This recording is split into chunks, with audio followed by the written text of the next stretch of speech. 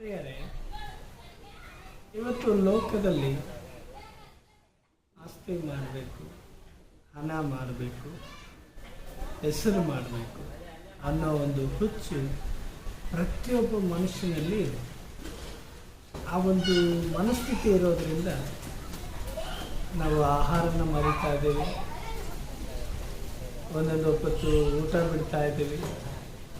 ಆ ಕೊನೆಗೆ ಈ ಗಳಿಸೋ ಬರದಲ್ಲಿ ಅನೇಕ ರೋಗ ರುಜಿನಗಳು ಇವತ್ತು ನಮಗೆ ಅಂಟಿಕೊಂಡಿರೋದನ್ನು ನಾವು ನೋಡ್ತೇವೆ.